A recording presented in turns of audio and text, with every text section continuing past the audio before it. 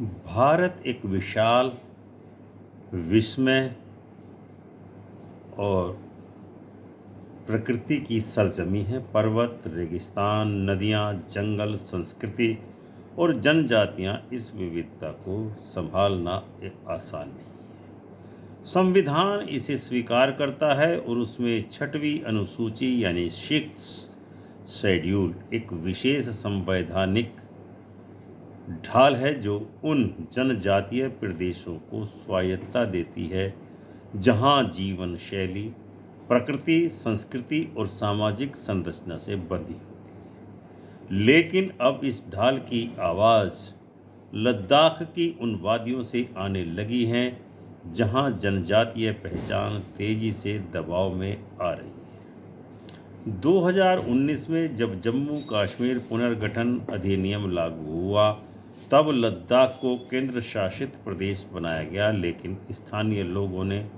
उसकी राजनीतिक और संवैधानिक संरचना पर सवाल उठाए। सबसे बड़ी मांग छठी अनुसूची का विस्तार लद्दाख तक करने का है। आज हम इस वीडियो में जानेंगे कि छठी अनुसूची क्या है, यह कैसे काम करती है, किन किन राज्यों में लागू है और लद्दाख पर यह क्यों महत्वपूर्ण है। साथ ही वर्तमान संघर्ष, प्रदर्शन और चुनौतियों पर भी ध्यान देंगे। तो जुड़े रहिए हमारे चैनल मेरा भारत पर, जहां राजनीति, अधिकार और पहचान की इस संवेदनशील यात्रा में हम आपका सहयोग करने वाले हैं। छठी अनुसूची ऐतिहासिक पृष्ठभूमि, प्रावधान और उद्देश्य क्या है। संविधान और अनुसूचियां, सामान्य परिचय उनका क्या है। भारतीय संविधान में विभिन्न अनुसूचियां, शेड्यूल्स रखी गई हैं जो विशेष मामलों और क्षेत्रीय व्यवस्थाओं को नियंत्रित करती हैं। छठी अनुसूची विशेष रूप से जनजातीय क्षेत्रों के प्रशासन, स्वायत्त प्राधिकरण और संवैधानिक सुरक्षा के लिए बनाई गई है। छठी अनुसूची की उत्पत्ति, जरूरत और बनावट क्यों हुई। संविधान निर्माण के दौरान यह माना गया कि पूर्वोत्तर भारत के पहाड़ी और जनजातीय इलाके विशेष रूप से संवेदनशील हैं। उनकी सामाजिक व्यवस्था, पारंपरिक प्रबंधन और संस्कृति सामान्य समाज से बिल्कुल अलग है, इसलिए सामान्य राज्य शासन व्यवस्था वहाँ पूरी तरह से लागू न हो। इस कारण से एक स्वायत्त प्राधिकरण व्यवस्था दी। छठी अनुसूची को लागू करने वाले राज्यों में मुख्य हैं असम, मेघालय, त्रिपुरा, मिजोरम। छठी अनुसूची के आधार पर वहां ऑटोनोमस डिस्ट्रिक्ट काउंसिल एडीसी और रीजनल काउंसिल बनाए गए हैं, जिन्हें विधान, कार्यपालिका और न्याय जो कुछ हद तक दिए गए हैं। प्रमुख प्रावधान और शक्तियां इस छठी अनुसूची की क्या हैं। छठी अनुसूची में कुछ प्रावधान सम्मिलित हैं, जैसे ऑटोनोमस डिस्ट्रिक्ट या क्षेत्रीय परिषदें। प्रत्येक स्वायत्त जिला ऑटोनोमस डिस्ट्रिक्ट में डिस्ट्रिक्ट काउंसिल बनती है। यदि एक जिले में अलग अलग जनजातियां हों तो उसे ऑटोनोमस रीजन में बांटा जा सकता है। विधायी और कार्यकारी शक्तियां, ये परिषदें शिक्षा, स्वास्थ्य, लोक उपयोगी काम, रोड्स इत्यादि, समाज कल्याण के कार्य, कृषि संबंधी नीतियां आदि मामलों में नियम बनाती हैं। परिषदों की राजस्व संबंधी शक्ति होती है, कर वसूल कर सकते हैं, लाइसेंस वगैरह ये प्रदान करते हैं। ये इनको शक्ति दी गई है संविधान में। न्यायिक शक्ति भी इनको दी गई है। स्वायत्त क्षेत्र में मशीनरी न्यायालय, विलेज कोर्ट, डिस्ट्रिक्ट कोर्ट स्थापित हो सकते हैं, जो स्थानीय विवादों को निपटाने का क्षेत्राधिकार रखते हैं। संविधानात्मक नियंत्रण एवं गवर्नर की भूमिका। गवर्नर को यह अधिकार है कि स्वायत्त क्षेत्र का विस्तार, नाम परिवर्तन या नया स्वायत्त क्षेत्र बनाए। गवर्नर की अनुमति या रिपोर्ट आधारित निर्णय होते हैं, जैसे कि पिछली रिपोर्ट की समिति का सुझाव लेना। भूमि और संसाधन सुरक्षा। स्वायत्त क्षेत्र में जमीन, प्राकृतिक संसाधन, जंगल, खनिज आदि पर स्वदेशी अधिकार सुरक्षित रहते हैं।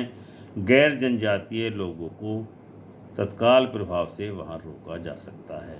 इस तरह छठी अनुसूची जनजातीय जीवन शैली, संसाधन सुरक्षा, शासन की निकटता और न्यायपालिका की स्वायत्तता को सुनिश्चित करती है। छठी अनुसूची का क्या महत्व है सामाजिक, राजनीतिक और न्यायिक दृष्टि से? सामाजिक और सांस्कृतिक संरक्षण। जनजातीय समाज अपनी परंपराओं, भाषाओं, रीति रिवाजों और शासन प्रणालियों में विविध है। यह बाहरी नियंत्रण बढ़ेता है तो उनकी पहचान खतरे में आ जाती है। छठी अनुसूची में उन्हें एक कानूनी ढाल दिया जाता है। स्थानीय परंपरा आधारित न्यायीय प्रणाली, स्थानीय नियमों की मान्यता, राजनीतिक स्वायत्तता और भागीदारी। स्वायत्त परिषदें सरकार की निचली इकाई बनकर के लोक भागीदारी को बढ़ाती हैं। जिला व क्षेत्रीय स्तर पर निर्णय लेने की शक्ति स्थानीय लोगों के हाथ में होने से राजनीतिक असंतोष कम होता है। आर्थिक और संसाधन नियंत्रण। केंद्र या राज्य सरकार अगर चाहें तो संसाधनों का उपयोग कर सकती हैं, पर स्वायत्त क्षेत्र उन नीतियों पर नियंत्रण सुनिश्चित कर सकते हैं। गैर निवासी निवेश, खनन, पर्यावरणीय परियोजनाएं स्वायत्त क्षेत्र की सहमति के बिना नहीं हो सकती। न्याय और विवादों का निपटारा। स्थानीय न्यायालय और परंपरागत व्यवस्था विवादों को शीघ्र हल करती है, कम समय और कम दूरी में, कम खर्चे में। आर्थिक निष्पादन और सामाजिक दबाव को भी कम करती है। न्यायिक समीक्षा और संवैधानिक संरक्षण। सुप्रीम कोर्ट और उच्च न्यायालय द्वारा समय समय पर इन स्वायत्त सरकारों के कार्यों की समीक्षा कर सकते हैं। छठी अनुसूची व्यवस्था यह सुनिश्चित करती है कि स्वायत्त सत्ता अराजक न हो और संविधान की सीमाओं में ही रहकर कार्य करे। इस वजह से छठी अनुसूची प्रशासनिक व्यवस्था नहीं, जनजातीय स्वायत्तता का संवैधानिक कवच है। छठी अनुसूची के क्षेत्र क्या हैं? उदाहरण और देश क्षेत्र और चुनौतियां क्या हैं? किन राज्यों में ये छठी अनुसूची लागू है? असम में कर्बी आंगलोंग, दीमा हसाओ, नॉर्थ कैचर हिल, बोडोलैंड टेरिटोरियल काउंसिल आदि हैं। मेघालय में खासी हिल्स, जैंतिया हिल्स, गारो हिल्स कार्यरत हैं। मेघालय में Tripura tribal areas autonomous district council है, जबकि मिजोरम में चकमा, लाई, मारा ऑटोनोमस काउंसिल कार्य करती हैं। ये क्षेत्र सामान्य राज्य कानूनों से कुछ हद तक अलग होते हैं, पर राज्य सरकारों की सीमाएं हमेशा बनी रहती हैं। अब इसकी चुनौतियां क्या हो सकती हैं? प्रशासनिक जटिलता और ओवरलैपिंग पावर्स। कई मामलों में स्वायत्त परिषद और राज्य सरकार के बीच अधिकारों का टकराव हो चुका है। वित्तीय निर्भरता। स्वायत्त परिषदें राज्य या केंद्र के अनुदान पर निर्भर होती हैं। संसाधन सीमित होने पर वे कमजोर हो जाती हैं। नंबर 3, व्यवस्था, भ्रष्टाचार और नेतृत्व संकट। कुछ स्वायत्त क्षेत्र में स्थानीय प्रशासनिक कुशलता न होने के कारण अनेक प्रकार की समस्याएं कभी कभी आ जाती हैं।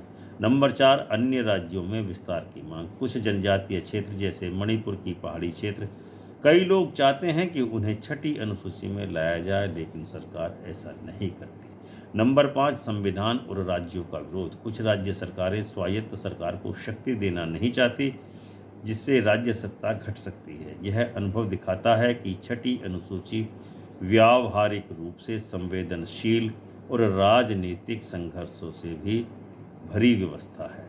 लद्दाख मांग और में छठी अनुसूची की मांग, तर्क और संघर्ष की क्या स्थिति है? लद्दाख की संवैधानिक स्थिति और सवाल।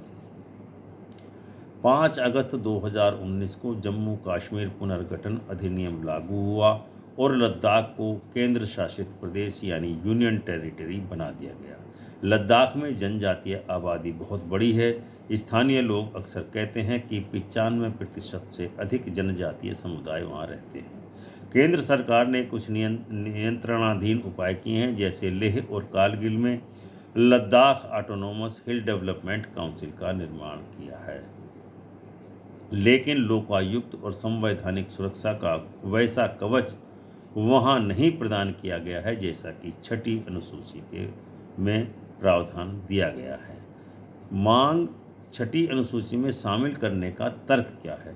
स्वायत्त शासन और निर्णय की शक्ति। स्थानीय लोग चाहते हैं कि वहाँ का विकास, भूमि नियोजन, पर्यावरणीय नीति आदि विषय स्वायत्त परिषदों को दिए जाएं। सरकारों को हर मामले में दिल्ली से अनुमति नहीं चाहिए, बल्कि स्थानीय सहमति से ही निर्णय होना चाहिए।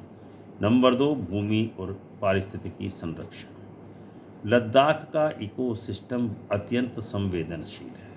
छठी अनुसूची की मर्यादाएं खनन, पर्यावरण प्रस्ताव पर नियंत्रण रख सकती हैं। नंबर 3, संस्कृति, भाषा और पहचान संरक्षण। जनजातीय भाषा, रीति रिवाज, सांस्कृतिक संस्थान सुरक्षित रह सकें, पर्यटक, बाहरी व्यापारिक हस्तक्षेप आदि से पहचान की रक्षा हो सके।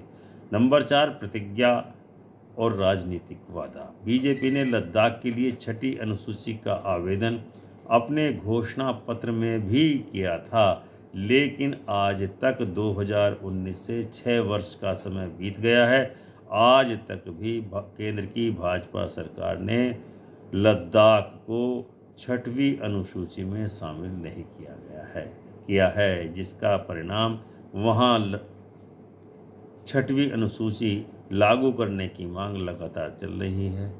अब देखते हैं भविष्य में क्या होता है। स्थानीय नेतृत्व और आंदोलनकारियों ने कई बार केंद्र से वार्ता की मांग की है, लेकिन केंद्र ने उनसे वार्ता भी नहीं की।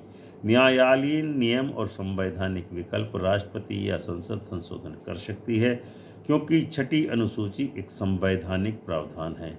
गवर्नर को अधिकार है छठी अनुसूची क्षेत्रों को जोड़ने या सीमाएं बदलने का वे प्रस्ताव पारित कर सकते हैं। संघर्ष और प्रदर्शन। लेह में हाल की घटनाएं क्या हुई? सितंबर 2025 में लद्दाख में बड़े प्रदर्शनों का जोर चला। प्रदर्शनकारियों ने स्टेटहुड और छठी अनुसूची की मांग की। हिंसा हुई, 4 लोगों की मौत हुई, 60 से 80 लोग घायल हुए। बीजेपी के कार्यालयों में वहां आग लगा दी गई। पुलिस और प्रदर्शनकारियों के बीच टकराव हुआ, सड़कों पर बंद हुआ, शटडाउन हुआ और कर्फ्यू लगा दिया गया। केंद्र सरकार और स्थानीय नेतृत्व के बीच वार्ताएं हुई। सत्याग्रह, भूख हड़ताल आदि उपक्रमों ने आंदोलन को और तीव्र किया। केंद्र ने कहा कि बातचीत जारी है, लेकिन छठी अनुसूची की मांग को लेकर केंद्र सरकार ने कभी सहजता नहीं जताई है। यह संघर्ष इस बात का संकेत है कि लद्दाख की मांग सिर्फ राजनीतिक नहीं, संविधानात्मक, सुरक्षा, संस्कृति और पर्यावरणीय न्याय की लड़ाई है। लद्दाख में छठी अनुसूची का लाभ और चुनौतियाँ। संभावित लाभ क्या हो सकते हैं? स्थिर स्वायत्त शासन मिलेगा, स्थानीय परिषदों को निर्णय लेने का अधिकार रहेगा, विकास, बुनियादी जरूरतों पर ध्यान केंद्रित होगा। इसके अलावा भूमि खनन व बड़े परियोजनाओं पर जनता की सहमति आवश्यक होगी। नंबर 3, संस्कृतियों और भाषाओं की पुष्टि होगी, स्थानीय जनजातीय संस्थान मजबूत होंगे। इसके अलावा नंबर 4, जलवायु और पर्यावरणीय संरक्षण होगा। संवैधानिक प्रतिबद्धता से विकास की परियोजनाएं संवेदनशील तरीके से लागू हो सकेंगी। नंबर 5, लोकतांत्रिक भागीदारी होगी, नीचे से शासन प्रणाली को जन समर्थन मिलेगा। चुनौतियां, विरोध और विवाद क्या हैं इस विषय में?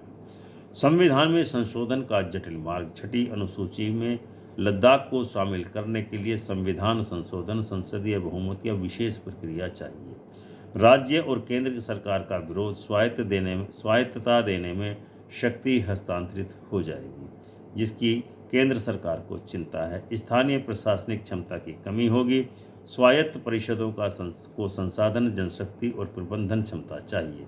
अधिकारों का टकराव होगा। स्वायत्त और केंद्र शासित प्रदेश के बीच असहमति और विवाद संभावित है। थ्रस्ट और भरोसा निर्माण। स्थानीय सामाजिक गठबंधन, राजनीतिक नेतृत्व और नागरिक जागरूकता जरूरी है।